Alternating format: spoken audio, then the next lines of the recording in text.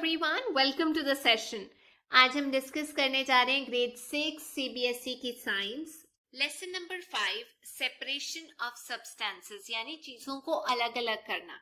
जैसे आप अपने मम्मी के साथ सब्जी मंडी या सब्जी लेने जब जाते हैं तो जो भैया सब्जी देते हैं वो अलग अलग बैग्स में डाल के देते हैं। वो अपनी सब्जी के भी अलग अलग ढेरियां लगाते हैं। वैसे ही घर में अलग अलग चीजों का अलग अलग ठिकाना होता है। कपड़े अलग जगह इकट्ठे रखे जाते हैं, जूते अलग जगह, किताबें अलग जगह। मतलब एक जैसी चीजों को इकट्ठा करके एक जगह पर रखा जाता है। तो आपने अपनी जिंदगी में रोज काफी चीजें देखी होंगी जो आपस में मिक्स हुई होती हैं। उनमें से कुछ सामान जो होता है वो काम का होता है, डिजायरेबल होता है, कुछ अनडिजायरेबल होता है जो किसी काम का नहीं होता। तो मम्मी को भी कभी देखा होगा किचन में पत्थर अलग करते हुए, चावल से, ग्रेन से, दालों से। जब भी हम चावल बनाते हैं तो कुछ देर के लिए उसको पानी में भिगो दिया जाता है ताकि उसमें जो मोटे पदार्थ हैं या जो चीजें अलग होने वाली हैं वो अलग हो जाए। तो ये जो आप अलग करते हो चीजों को, उसे हम बोलते हैं सेपरेशन, अलग कर देना। अब क्या जरूरत है चीजों को अलग करने की? देखिए, जब हमारे पास कोई भी चीज आती है एक मिक्सचर के फॉर्म में, तो उसको अलग करना जरूरी हो सकता है क्योंकि उसके अंदर कुछ इम्प्योर चीजें हो सकती हैं, कुछ प्योर। कहने का मतलब कुछ फायदेमंद चीजें हो सकती हैं, कुछ जो फायदेमंद नहीं है, बेकार है, वो चीजें हो सकती हैं। तो पहला कारण ये टू रिमूव, अलग करना अनडिजायरेबल, जो हार्मफुल, हानिकारक चीजें हैं उनको अलग कर देना। जैसे हम पत्थरों को अलग करते हैं चावल से, दालों से, ग्रेन से। जो पानी हम पीते हैं वो आता है रिवर से, लेक से। लेकिन उस रिवर और लेक के पानी में बहुत सारी इम्प्योरिटीज होती हैं जो हमें बीमार कर देती हैं। तो इसीलिए सेपरेशन, उन इम्प्योरिटीज का अलग होना बहुत जरूरी है क्योंकि वो हमारे लिए हानिकारक है। वैसे ही हमें सेपरेशन इसलिए भी करनी पड़ती है ताकि हमें डिजायरेबल, जो हमें चाहिए काम की चीज, वो मिल सके मिक्सचर में से। जैसे मान लीजिए दही, दही की आप लस्सी भी बना सकते हैं और आगे जाकर आप बटर भी बना सकते हैं। वैसे ही किसी मिक्सचर में से, जैसे पेट्रोलियम में से आप अपने काम की चीज निकालते हैं, पेट्रोल हो गया वो अलग करते हैं, डीजल, केरोसिन, पैराफिन वैक्स, जो अपने काम की चीज है वो अलग कर ली जाती है। अब जब दो या दो से ज्यादा चीजें जो हैं वो एक प्रपोर्शन में या किसी भी रेशो में आपस में मिली होती हैं, जो चीज हमारे पास आती है उसे हम मिक्सचर बोलते हैं। यानी दो या दो से ज्यादा चीजों से या सब्सटेंसेस से बनी हुई कोई चीज, उसे हम मिक्सचर बोलते हैं।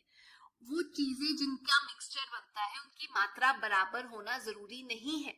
उनकी मात्रा में फर्क आ सकता है, उनकी आकार में फर्क हो सकता है, उनके ढांचा अलग हो सकता है, वो कितना पानी के अंदर घुलते हैं वो रेट अलग हो सकता है। यानी प्रॉपर्टीज अलग हो सकती हैं सब्सटेंसेस की। जैसे चीनी जो है वो एक सब्सटेंस है, वैसे ही आप पत्ती ले लीजिए, वो अलग सब्सटेंस है। दोनों को मिला देते हैं, चाय बनाते हैं, अलग अलग रेशो में मिलाया जाता है। फिर वो पत्ती को छानते हैं ताकि हमारे पास चाय आ सके, वो एक नई चीज बन जाती है। तो ये जो सेपरेशन है ये अलग अलग तरीके से किया जाता है। सबसे पहले हम पढ़ेंगे कि सॉलिड में से दूसरे सॉलिड को कैसे निकाला जा सके। अभी हम लिक्विड्स की बात नहीं कर रहे, सख्त चीजें, उनको आपस में कैसे अलग किया जा सकता है। सबसे इजी तरीका है हैंड पिकिंग, हाथ से उठा लो और उनको अलग कर लो। जैसे घर में अगर हमें ग्रेन्स में से, राइस में से मोटे मोटे कंकर उठाने होते हैं तो मम्मी क्या करती है, कई बार हाथ से ही वो चीजें क्या कर देती है, उठा लेती है, ताकि हम लोगों के पास जो इम्प्योरिटीज है वो हट जाए और जो प्योर सामान है जो हमें चाहिए वो हमारे काम आ सके, वो हमारे को मिल जाए। तो जो अनडिजायरेबल चीजें हैं, जो काम की चीजें नहीं है, उनको अलग किया जाता है जब हाथ के द्वारा, उसे हैंड पिकिंग बोला जाता है। बड़ी बड़ी चीजें उठाई जा सकती है, पत्थर हो गए, वो किया जा सकता है। अगर आपको हस्क, वो जो छिलका होता है ना सीड के ऊपर वाला, उसे भी अलग करना है, कई बार वो भी हैंड पिकिंग के द्वारा कर लिया जाता है। पर बहुत ज्यादा मात्रा में ऐसा करना थोड़ा सा मुश्किल हो सकता है। लेकिन अगर आपको मान लीजिए कैरेट को गाजर को, पीज को या फिर कॉर्न को अलग करना है तो आप वो भी कर सकते हो। वो तो हैंड पिकिंग सब्जी वाला भी वैसे ही करता है। दूसरा तरीका है सॉलिड से सॉलिड को अलग करने का, उसे हम बोलते हैं थ्रेशिंग। आपने देखा होगा इकट्ठा करके बड़ी बड़ी टहनियों वाले ग्रेन्स को ऐसे करके जोड़ के मारा जाता है। वीट को भी मारा जाता है, चावल के जो पौधे होते हैं उनको भी मारा जाता है। जब उनको हार्वेस्ट कर लिया जाता है, काट लिया जाता है, जब फसल बड़ी हो जाती है, उसमें होता क्या है, प्रोसेस क्या होता है, उसमें जो ग्रेन्स हैं उसको स्टॉक से अलग किया जाता है। आप देख सकते हैं किस तरीके से जो मार के हम ग्रेन्स हैं, दाने हैं, उन्हें स्टॉक से अलग कर रहे हैं। कई बार इसे मैन्युअली किया जाता है, स्टिक्स को या स्टॉक्स को ऐसे करके ग्राउंड पे मारा जाता है या किसी सख्त ऑब्जेक्ट के ऊपर मारा जाता है ताकि जो ग्रेन्स हैं वो उसमें से अलग हो जाएं। कई बार एनिमल्स को उसके ऊपर छोड़ दिया जाता है ताकि वो जब चले तो चीजें अलग हो जाएं। और कई बार थ्रेशिंग मशीन का इस्तेमाल किया जाता है। आजकल थ्रेशिंग मशीन का इस्तेमाल किया जाता है जिसके अंदर स्टॉक को डाला जाता है, जिसके अंदर ग्रेन्स होते हैं। और थ्रेशिंग मशीन के दो ओपनिंग होती है, नीचे की साइड से बीज आपको अलग होके मिल जाता है और दूसरी साइड से जो बचा हुआ चारा होता है वो अलग निकल आता है, डंडियां अलग निकल आती है। जो आजकल काम किया जाता है एक बड़ी मशीन के द्वारा, उसे हम कंबाइन बोलते हैं, जिसके अंदर ये थ्रेशिंग भी होती है और साथ के साथ जो फसल काटनी होती है जिसे हम हार्वेस्टिंग बोलते हैं, ये दोनों काम इकट्ठे हो जाते हैं। उस मशीन को हम कंबाइन बोलते हैं, याद रखिए। अच्छा, तीसरा तरीका ये तो आपने पक्का देखा होगा, उसे हम बोलते हैं विनोइंग, जिसमें जो ग्रेन्स हैं उन्हें उनके शाफ से अलग किया जाता है। शाफ होता है उसका छिलका। तो ऐसे कर कर एक ट्रे के ऊपर आप कह सकते हैं शाफ या हे को ग्रेन से अलग किया जाता है और फिर उसे स्टोर किया जाता है। अब आपने देखा होगा लड़कियों को ऐसे करके एक ट्रे थोड़ी हाइट पे रख के उसको टेढ़ा कर कर वो हवा की जो डायरेक्शन है उसमें ऐसे करके हिलाती हैं। जो भारी सामान है, ग्रेन्स हैं, वो नीचे गिर जाती हैं और जो हस्क है या ड्राई पत्ते हैं वो हवा के साथ आगे जाके इकट्ठे हो जाते हैं। तो ये एक आसान तरीका है और जो सामान हमें मिलता है, हस्क मिलता है, उसे हम चारे के तरीके से इस्तेमाल कर सकते हैं भेड़ बकरियों के लिए। और जो हमारे पास बीज मिलते हैं, सीड्स मिलते हैं जो हैवी होते हैं, जो सीधा नीचे गिर जाते हैं या पीछे रह जाते हैं, उसे हम अपने इस्तेमाल के लिए यूज करते हैं। विनोइंग करते हुए या तो हवा चलती होनी चाहिए या फिर वो बड़े बड़े पंखों का इस्तेमाल करते हैं जिससे जो सामान है, जो हल्की चीज है, वो आगे जाके गिरे और जो भारी चीज है जैसे सीड्स हो गए वो नीचे ही गिर जाए। एक और तरीका है जिसे हम बोलते हैं सीविंग, छन्नी, छानना। जब केक बनाते हैं तो आपने ऐसे सीविंग की होगी। जो फ्लोर होता है उसे हम छानते हैं, आटे को छानते हैं इस्तेमाल करने से पहले, ताकि जो फाइन पार्टिकल्स है, जो पतली चीजें हैं जो उसमें से छन के नीचे जा सकती हैं, वो चली जाए। जो मोटी मोटी चीजें हैं, मोटे पार्टिकल्स हैं, वो छन्नी में से नीचे नहीं जाते। तो सीविंग के द्वारा बड़े पार्टिकल्स, लार्जर सब्सटेंसेस जो हैं वो पीछे रह जाते हैं और छोटी चीजें अलग हो जाती है। बट इसको यूज करने का एक फायदा ये है कि ये सस्ता है और जल्दी भी हो जाता है। पर नुकसान ये है कि सेम साइज की चीजें जो है उसको अलग नहीं किया जा सकता। जैसे एक जगह आपके पास चौक का पाउडर और एक जगह आटा है, दोनों को अगर आप इकट्ठा कर दें तो छान के चौक पाउडर और जो आटा है आप उसे अलग नहीं कर सकते। लेकिन ऐसा कुछ आपने कंस्ट्रक्शन साइट पे जरूर देखा होगा। जो कंस्ट्रक्शन वर्कर्स है वो छन्नी टाइप का इस्तेमाल करते हैं ताकि जो सैंड है, मिट्टी है, रेता है, उसे अलग किया जा सके बड़े बड़े पत्थरों से, पेबल से और स्टोन्स। अब दूसरा तरीका अलग करने का होता है जब आप लिक्विड में से लिक्विड को अलग करते हो या लिक्विड में से सॉलिड को अलग करते हो जो उसके अंदर नहीं घुलता। उस प्रोसेस को पढ़ते हैं। सबसे पहला तरीका है सेडिमेंटेशन एंड डीकैंटेशन। आसान सा तरीका है। अब ये सेडिमेंटेशन और डीकैंटेशन बहुत इजी है, आपने अपने मम्मी को करते हुए देखा होगा। जैसे वो चावल बनाने से पहले चावलों को भिगो देती हैं पानी के अंदर, ताकि जो सॉलिड चीजें हैं जो उसके अंदर नहीं मिलती हैं, जो नीचे नहीं सेटल करती, वो पानी के ऊपर आ जाती हैं। मिट्टी, कोई छोटे मोटे इंसेक्ट्स होते हैं, हल्के होने की वजह से वो ऊपर आ जाते हैं पानी के अंदर और भारी चीज नीचे चली जाती है। इसे हम बोलते हैं सेडिमेंटेशन। पानी को अलग करके आप यूज कर सकते हो चावल को। अब इसका एक बेस्ट एग्जांपल मैं आपको देती हूँ। एक ग्लास लो या बॉटल लो, उसके अंदर आप पानी डाल लो और उसके अंदर थोड़ी सी मिट्टी डाल लो और उसको 2-3 घंटे रख दो। जब आप उसे 2-3 घंटे रखोगे तो आप देखोगे नीचे मिट्टी की एक परत इकट्ठी हो जाती है।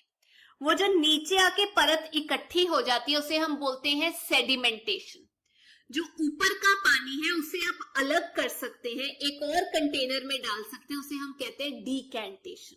तो अब आपको समझ में आ गया सेडिमेंटेशन का मतलब जो भारी पार्टिकल्स है जो नहीं मिले पानी के अंदर वो लिक्विड में नीचे जाके सेटल हो जाते हैं, उसे हम बोलते हैं सेडिमेंट्स। जो प्रोसेस है वो हो गया सेडिमेंटेशन। और डीकैंटेशन का मतलब होता है जो ऊपर पानी रह गया आप नीचे के पदार्थ हिलाए बिना उसको अलग कर लेते हैं, वो हो गया डीकैंटेशन। अब एक और तरीका भी है जिसे हम कहते हैं फिल्ट्रेशन, जिसके जरिए जो इनसॉल्युबल, जो सॉलिड चीजें घुलती नहीं है, उसको आप लिक्विड से अलग कर सकते हैं। मान लीजिए आपने फिर से एक पानी का कंटेनर लिया, ग्लास लिया, उसके अंदर सैंड, मिट्टी डाल दिया और उसको अच्छे से आप घोल लीजिए। आपने फिल्टर पेपर और फनल का इस्तेमाल करना है। फनल जो होता है ऐसे करके होती है, एक छन्नी टाइप की, ठीक है, आप देख सकते हैं फनल, उसके अंदर फिल्टर पेपर लगा दो और जिस पानी के अंदर आपने मिट्टी, सैंड मिलाया था वो उसके अंदर डाल दो। आप देखोगे जो मिट्टी है वो फिल्टर पेपर में रह जाएगी और नीचे आपको जो पानी मिलेगा वो फिल्टर्ड वाटर मिलेगा, वो साफ पानी मिलेगा। कहने का मतलब फनल का इस्तेमाल करके जो सॉलिड चीजें हैं, सैंड हो गई, मिट्टी हो गई, वो ऊपर अटक जाती है, वो हो गया हमारे पास। जो चीज हमें नहीं चाहिए फिल्टर पेपर का इस्तेमाल किया जाता है। जो नीचे सब्सटेंस आता है, लिक्विड जो हमें मिलता है, उसे हम बोलते हैं फिल्ट्रेट। जो सैंड और मड होती है फिल्टर पेपर के अंदर, उसे हम रेजिड्यू बोलते हैं। दोबारा बता रही हूं, जो क्लीन वाटर मिल गया फिल्ट्रेट, फिल्टर से याद रखना, और जो सैंड और मड फिल्टर पेपर के अंदर है उसे हम रेजिड्यू बोलते हैं। कुछ एग्जांपल्स इसके होते हैं, जैसे फ्रूट्स और वेजिटेबल के जो जूसेस है उसको आप फिल्टर करते हो ताकि सीड और जो पल्प है उसको अलग किया जाए, वो हो गया रेजिड्यू। जूस आ गया आपके पास फिल्ट्रेट एक तरीके का। जब आप पनीर बनाते हैं तो पनीर जो सॉलिड है उसको आप अलग कर लेते हैं, लिक्विड अलग कर लेते हैं। तो जो सॉलिड पनीर है उसको आप फिल्टर आउट कर लेते हैं एक कपड़े की मदद से, स्टेनर की मदद से। वो भी तो फिल्ट्रेशन ही हो रहा है ना, हो रहा है कि नहीं? जो पानी है वो अलग हो जाता है, पनीर अलग हो जाता है। अच्छा, अब हम बात करते हैं अगर हम लिक्विड के अंदर कोई सॉल्यूबल सॉलिड डाल दें, मतलब वो चीज जो उसके अंदर घुल जाती है, तो क्या उसे अलग किया जा सकता है? जी हाँ, उसका एक जरिया है जिसे हम बोलते हैं इवेपोरेशन। सबसे पहली चीज इवेपोरेशन में याद ये रखनी है कि जो लिक्विड है वो वेपर की फॉर्म में चला जाता है, उसे हम बोलते हैं इवेपोरेशन। कहने का मतलब लिक्विड इवेपोरेट हो जाता है और पीछे सॉलिड चीज रह जाती है, जिससे उसके अंदर जो घुली हुई चीज है वो पीछे रह जाती है और दूसरी चीज इवेपोरेट हो जाती है। मान लीजिए आपने एक ग्लास के अंदर चीनी घोली है या नमक घोल लीजिए, उसको अच्छे से घोल लीजिए। उसके बाद उस ग्लास को आप उबाल लीजिए, पानी को उबाल लीजिए। आप ये देखेंगे पानी सारा का सारा उबल जाता है और पीछे जो चीज रह जाती है वो है नमक, जो उसके अंदर घुला हुआ था। ये एक्सपेरिमेंट आपकी बुक में एक चाइना डिश के अंदर पानी डाल के किया गया है और उसको उबाला गया है। आप वैसे भी उबाल लीजिए गैस पे, आपको पीछे सॉल्ट मिल जाएगा। इसका बेस्ट एग्जाम्पल है कि हमें समुद्र से सॉल्ट कैसे मिलता है। जो समुद्र का कुछ हिस्सा है हम काट के उसको सुखाते हैं ताकि जो पानी है इवेपोरेट कर जाए सनलाइट में, और पीछे हमारे पास जो रह जाता है वो है हमारे पास सॉल्ट। फिर उसको प्यूरिफाई किया जाता है और हम यूज करते हैं। दूसरा तरीका है कंडेंसेशन। जब पानी इवेपोरेट हो जाता है उसके बाद जो बादल बनते हैं, गैस से लिक्विड स्टेट में जाता है, उसे बोलते हैं कंडेंसेशन। याद रखना, लिक्विड से गैस में जाने को इवेपोरेशन बोलते हैं, गैस से, वाटर वेपर से लिक्विड में जाने को हम कंडेंसेशन बोलते हैं। कई बार कुकिंग करते हुए जब आप ढक्कन रख देते हैं ऊपर, आप देखेंगे वाटर ड्रॉपलेट्स आ जाते हैं वो पानी कंडेंस कर रहा है, ऊपर के हिस्से में जाके चिपक रहा है। या जब बहुत ज्यादा सर्दी होती है, विंटर होती है, तो पानी की कुछ बूंदे आपको गाड़ी के शीशे के ऊपर या घर के जो विंडो है उसके ऊपर दिखाई देगी। वो क्या हो रहा है? कंडेंसेशन हो रहा है वाटर वेपर का जो एटमॉस्फेयर में है। इसका भी एक एक्सपेरिमेंट दिया गया है। मान लीजिए आपने एक मिक्सचर बनाया है पानी के अंदर, जिसमें आपने मिट्टी डाली है, सॉल्ट डाली है और उसको अच्छे से घोल लिया है। तो अब आपने क्या करना है, देखिए जो सैंड है उसको सेटल डाउन होने दीजिए। उसके बाद जब वो डिकैंटेशन हो जाएगी उसकी, आप फिल्टर चीज जो है वो अलग कर सकते हैं। उस सोल्यूशन के अंदर अब सैंड अलग हो गई है, लेकिन आपको सोल्यूट की तौर पे उसमें अभी जो सॉल्ट है, नमक है, वो अभी भी पड़ा है। तो उसको एक केटल के अंदर डाल दीजिए। आप देख सकते हैं केटल के अंदर डाला हुआ है, उसको आग पे रख दीजिए। जो केटल का मुंह है उसको ऊपर से पहले ढक दीजिए, पर केटल के मुंह से आपको हवा बाहर को निकलती हुई दिखाई देगी। अगर उसके ऊपर आप बर्फ की एक ट्रे रखेंगे तो आपको दिखाई देगा कि वाटर ड्रॉपलेट्स जो हैं वो उसके ऊपर जम रहे हैं, यानी कि कंडेंसेशन हो रही है। ठंडी ट्रे जब आप ऊपर रखेंगे ना, आपको कंडेंसेशन होती हुई दिखाई देगी। तो हम ये देख चुके हैं कि किस तरीके से हम पानी के अंदर से सैंड को अलग कर सकते हैं पहले, फिर इवेपोरेशन करके हम उसके अंदर से सॉल्ट को अलग कर सकते हैं, और हमने ये भी देखा कि कंडेंसेशन क्या होता है। अब लास्ट चीज ये है कि आई होप आप लोगों को डिकैंटेशन, फिल्ट्रेशन और इवेपोरेशन, कंडेंसेशन समझ आ गया है। लेकिन एक कॉन्सेप्ट है सैचुरेटेड सोल्यूशन। जब किसी सोल्यूशन के अंदर, लिक्विड के अंदर और ज्यादा सोल्यूट, जो चीज हम मिला रहे हैं उसे सोल्यूट बोलते हैं, नमक, चीनी, और ज्यादा नहीं मिल सकता उस तापमान पे, या तो आपको उबालना पड़े तब मिले, पर उस तापमान पे उसकी कैपेसिटी खत्म हो चुकी है, वो और ज्यादा डिसॉल्व नहीं करेगा उस चीज को, उसे हम कहते हैं सैचुरेटेड सोल्यूशन। अनसैचुरेटेड सोल्यूशन का मतलब ये होता है जिसके अंदर और ज्यादा सोल्यूट, जो चीज आपने मिलानी है वो मिल सकती है, अभी वो अनसैचुरेटेड है, उस तापमान पे आप और चीज मिला सकते हो उसके अंदर, उसे हम बोलते हैं अनसैचुरेटेड सोल्यूशन। तो ये थी आज की क्लास। मैं उम्मीद करती हूँ आपको ये चैप्टर समझ आ गया होगा। जाने से पहले मैं आप लोगों से 2 क्वेश्चंस पूछना चाहती हूँ। सबसे पहला क्वेश्चन ये कि आपको मुझे ये बताना है कि डिकैंटेशन और फिल्ट्रेशन क्या होता है, और दूसरा क्वेश्चन ये कि इवेपोरेशन और कंडेंसेशन में क्या फर्क है। अब हम फिर मिलेंगे नेक्स्ट क्लास में। Till then take care. और अगर आपको ये वीडियो अच्छा लगा तो please make sure you like, share and subscribe. Thank you.